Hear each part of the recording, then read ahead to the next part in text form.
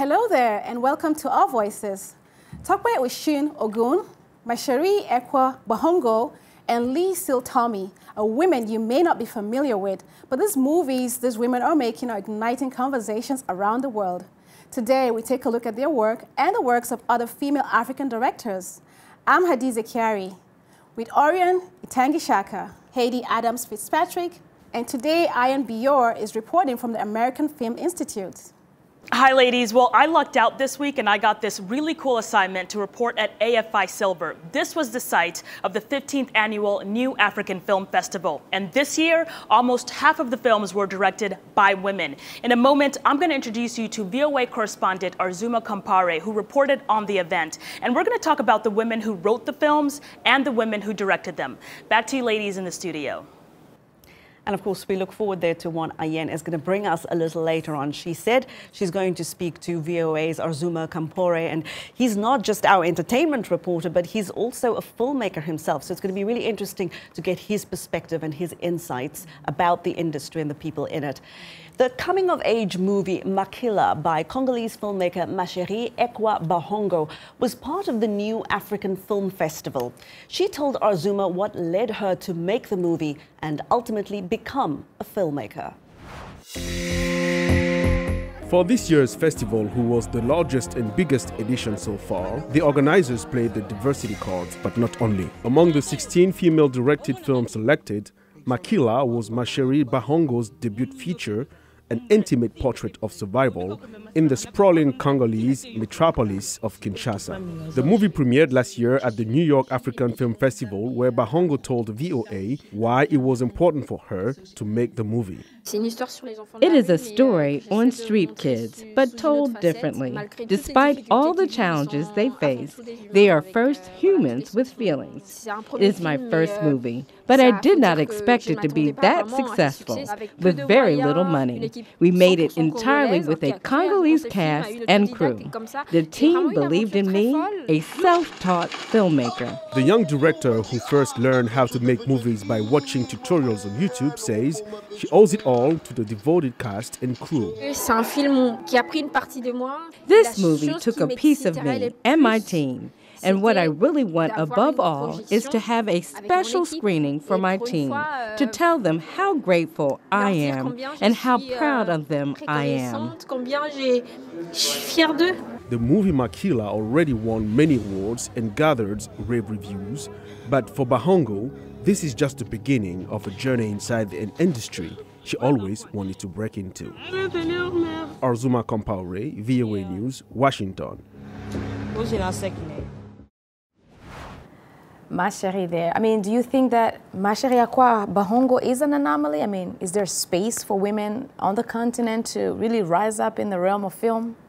I think whether the space is there or not, whether she's an anomaly or not, what I think is very exciting and interesting to see is that women are going out there, they're claiming the space in spite of the barriers. They're claiming the space and telling the stories that they want to tell in a way that they understand to be important and that is relevant to women in the audiences and to audiences in general. I think they're just going out there and doing it anyway. I love that. That's true. I mean, I really don't think she is. I mean, I think there's room for everyone. There's really no barrier to entry. And just like Arzouma pointed out, you really don't need a lot of sophisticated tools to get into this industry. All you need is like a cell phone and your iPad and you're good to go. We can make the leap with technology, right. And the leap goes right past sexism. Yeah, and exactly. I mean, I think they're doing it. Women on the continent are really doing it. And I'm excited to what other women we're going to see today and what they're doing exactly in the film industry. And we're going to go back to Ayen now. Ayen, what is your take? Well, I certainly don't think Bahongo is an anomaly. I do think that there is space for African women in the film industry, but I'm sitting here with Arzouma Kompaore, our VOA correspondent, who actually spoke to Bahongo. What do you think?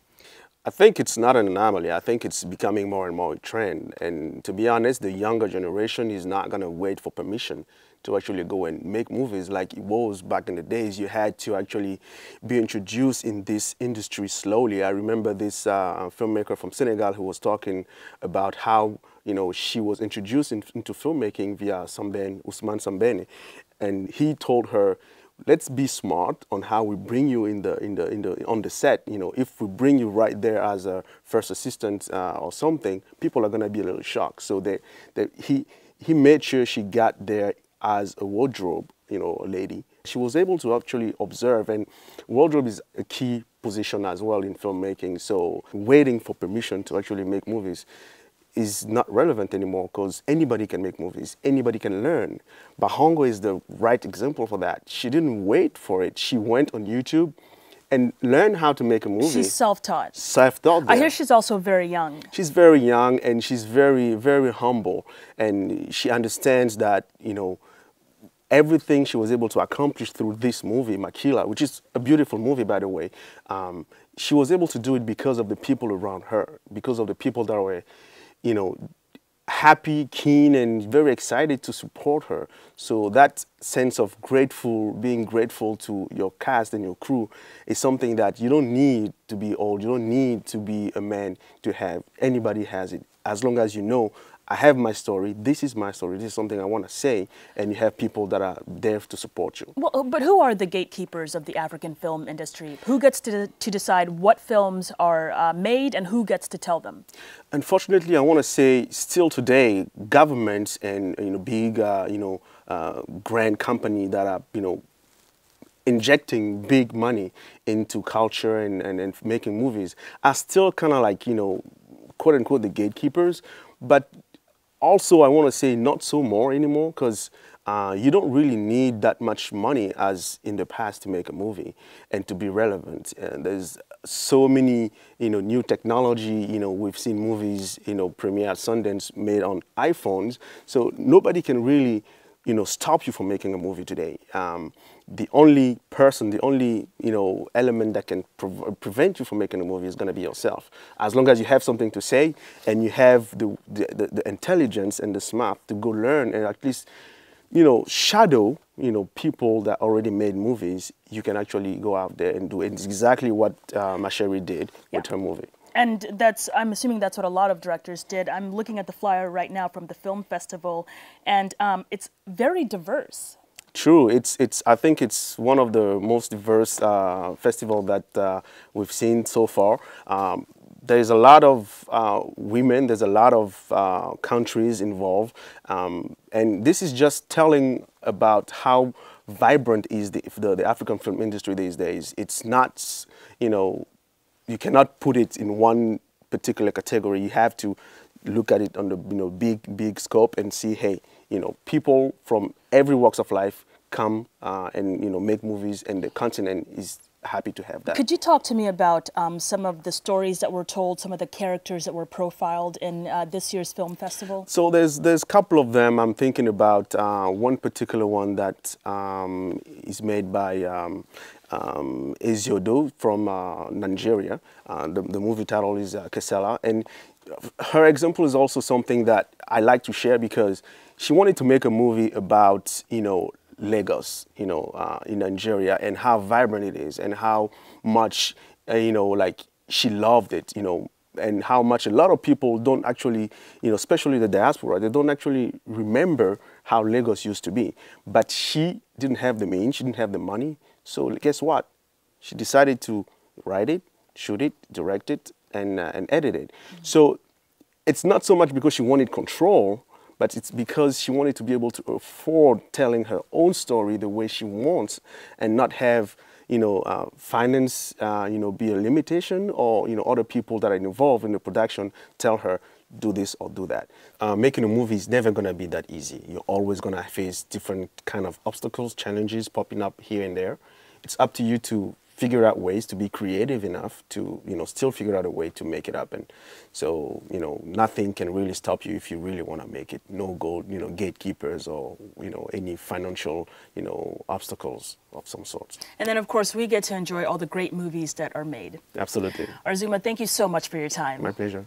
Ladies, if you look at the program, you'll see that there are 37 movies from 22 countries. And as I said before, about 45% of the filmmakers this year were women, making this one of the most gender-equal film festivals in the last 15 years. That's going to be it for us today. Our film is about to start, so we're just going to kick back, relax, and eat some popcorn. I'll see you in the studio later. Yeah, sure.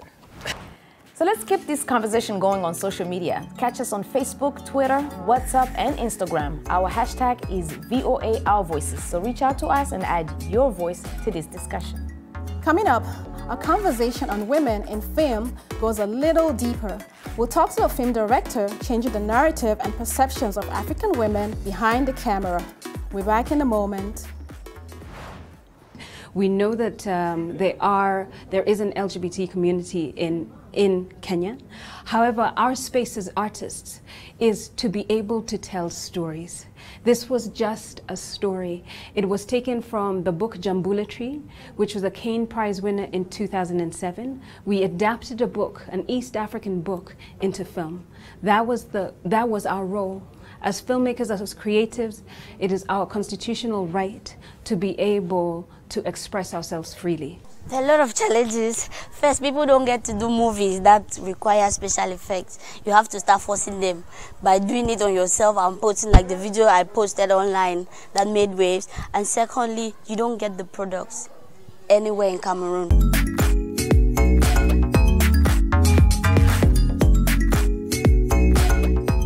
Voices, we're talking about the news and issues you're talking about. Sharing stories of development and growth across Africa, around the world, and in our lives. Topics that inform, empower, and change the rules. It's time for Our Voices. With me, Hayde Adams-Fitzpatrick. And Hadiza Kyari. And Ayen Bior. And Auriane Itangishaka. Join us on Facebook at VOA Our Voices. It's time for Our Voices.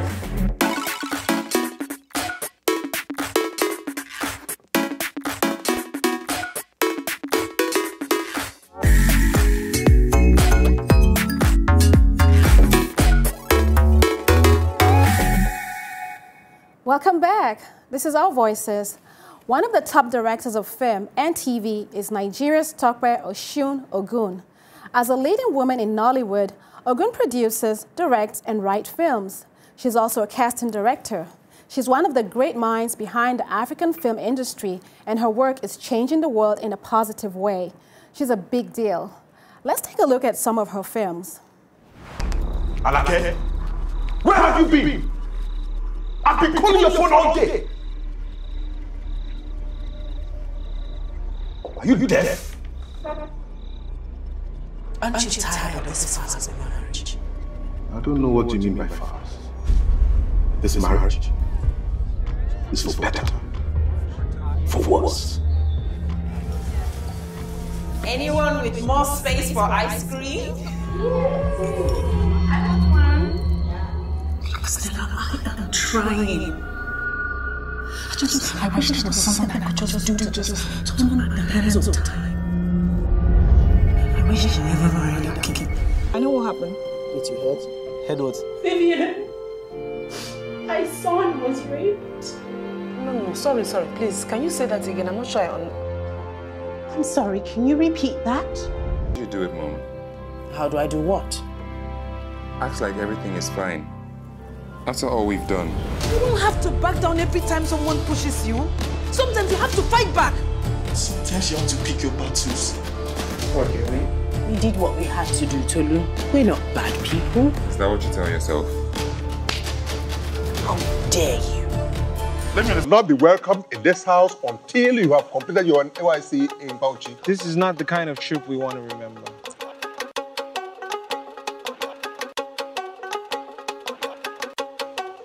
Okay. I'm kind of documenting my experiences. What are you doing? I want my fans to meet you. You shouldn't have come. And I can't wait for the same breeze that blew you here to blow you back to where you belong to. I don't understand what you're saying, but you need to get your finger out my face. You cannot survive in Bauchi without me, Bob. It's all just a part of his plan. If I don't go back with him, it's all gone. I started smoking at the age of 8. Here in the same house I used to live in with my parents. Growing up, my father was my best friend. And you could call me his right-hand man.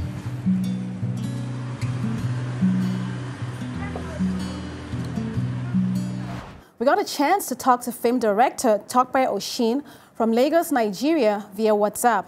My first question to her was, what is the most demanding part of being a filmmaker? You know, essentially as a director or a filmmaker, it then starts and ends with you. For me, in my role as a director, I find that to be the biggest challenge, but also what excites me the most. The fact that I'm the custodian of the story. I'm, you know, the one who literally, the story is being handed to make it reality, to turn it into life, and everybody looks up to you. The actors look up to you for direction, the arts department looks up to you, production design, wardrobe design, the cinematographer, you know, basically everybody looks up to you. So you are, you know, in charge of making this piece of paper black and white and turn it into this whole universe that people can watch and relate with and affect emotions and, you know, do all of that. I was interested in Tope letting us know what message is she trying to portray, or what message is what narrative is she coming out with, you know, as an African film director, a woman that is. This is what she said. For me, it's become very important that for every story that I direct or produce, a woman is in a strong position. A woman is not in a position where a man determines the course for her life, but she determines the course for her life. What's also important for me in the narrative of my films is the element of change. I believe that beyond the entertainment value of a film, there also should be that element of change from the beginning of the film to the end of the film. For you personally, either healing, either change, either awareness, you know, something needs to have shifted. So for me, that's always important in the narrative of whatever film project I do, or even if it's TV. You know, what I always wonder is who is watching the movies and where are they watching? And I asked Tope whether she makes movies for African audiences, in other words, people on the continent, or whether she makes movies for those outside the continent, a more international audience that includes the diaspora. I make movies, first of all, for Africans. As a matter of fact, first of all, for Nigerians, first of all, for my people. And then there's what we say Nigeria to the world. That's what I believe. So also, while having my core audience for most of the stories I've done to be Nigerians, as well, film is universal, stories are universal. I want my stories to be able to connect with anybody, anywhere in the world. You know, while having Nigerians as the primary audience, I also want to be able to sell the Nigerian culture to the world. So anybody watching in Australia, in the United States, in the United Kingdom should be able to watch and, you know, learn more about the Nigerian people, learn more about our language, our culture, our mannerisms, the way we are, things that are peculiar to us, problems that are peculiar to us, our relationships, our emotions, and all of that. You know, this is a rough business, and so I asked Tope what the most important lessons were that she's ever learned in filmmaking.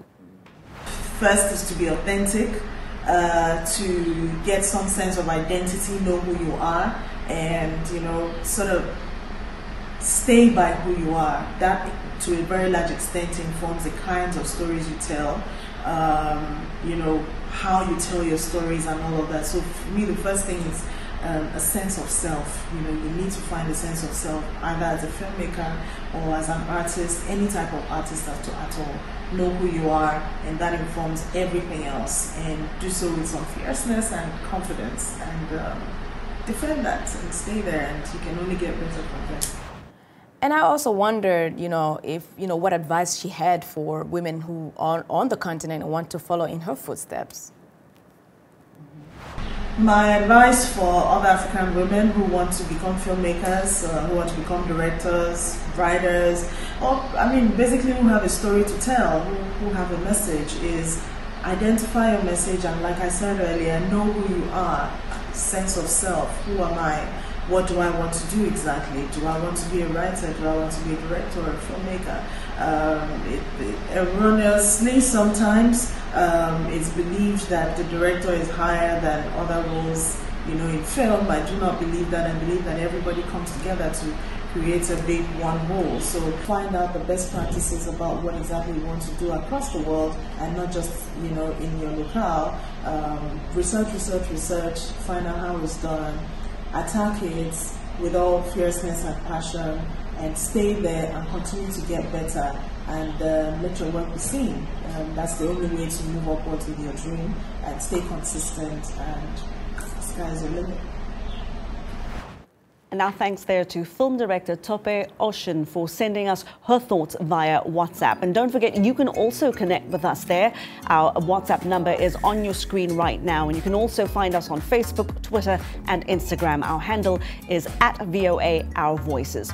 We're going to take a short break now. And when we come back, we'll introduce you to women who are taking control of their own narrative by writing stories that reflect their hopes, dreams and unique histories. Do stay with us.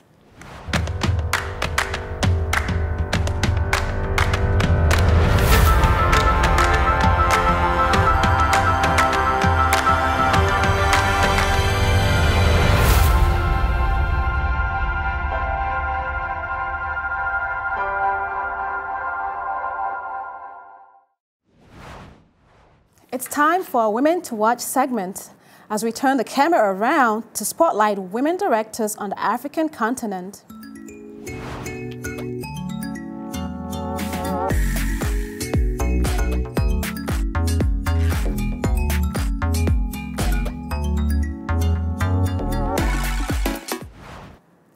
Nadine Mohammed is hitting the scene as an award-winning filmmaker based in Nigeria.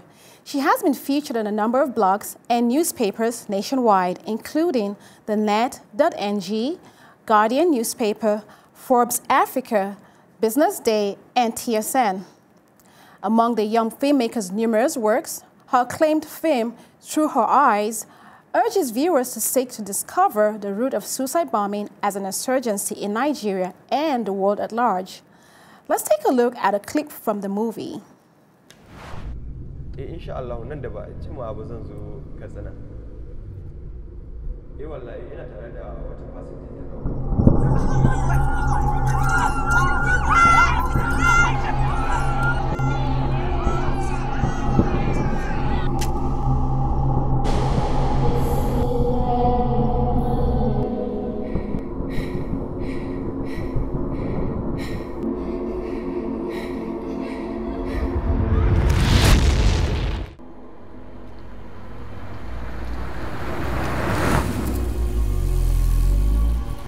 This movie was recognized by the United Nations for addressing gender equality and terrorism.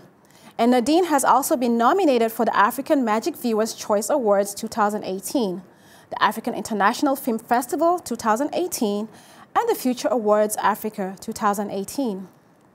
And I'm watching Liesl Tommy. Like me, she's from Cape Town, South Africa. But of course, just one of us is going to be the director of the movie Respect. This is a feature film based on the life of American music icon Aretha Franklin. And that movie is expected to be released in August next year. Now, Tommy started out in theatre. She then moved to television.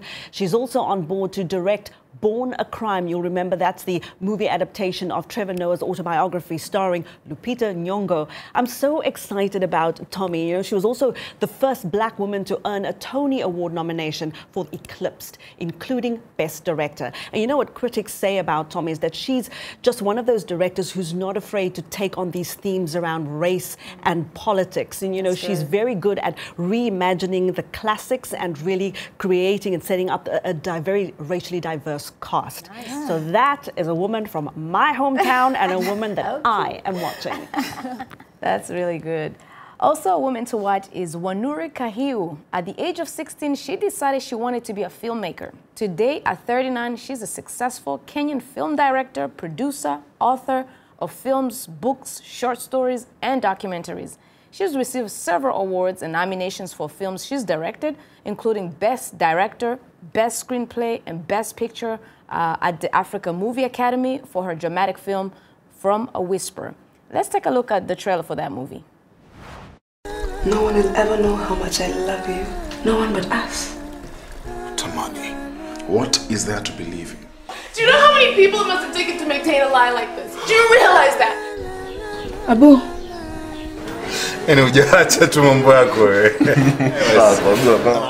this is the art gallery. She calls them art pieces? Tamani. Get out! Come on! Get out!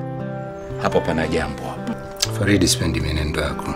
kakangu na kusihi, tafadhali wachana na mambo haya. Hujui uzito wa mambo haya. Hujui lolote kuhusu kujitolea mhanga. Sitokuruhusu. What I really liked about this young lady, or a lady at my age, is that she's very concerned about keeping a Pan-African narrative and just telling the story from a Pan-African perspective. And it's interesting because she's not just a Pan-African director, but a woman director. So she's bringing all these layers of perspectives to the table. And, you know, the way she tells her story and the way, you know, her documentaries really portray the continent, and the stories are very original. So I recommend her as a woman to watch. And also watching her documentary, she also directed a documentary for Wangai Maathai, Mama Tree, and so you could take a look at that as well as one of her products. So I mean, I'm really proud of her. And coming from my region, Haiti, East Africa. But I also women are doing it. I also hope audiences are going to reward these women for their ingenuity and for their efforts. That's right. And she's a beautiful. Let's hope that everyone is watching. And these are all really amazing directors. You guys need to check out their movies. Tell me where and when, and I'll be there. Today, we leave you with a word from Ghanaian director Nicole Amatifio, who uses her film directing talents to constantly break down stereotypes and misconceptions about African women.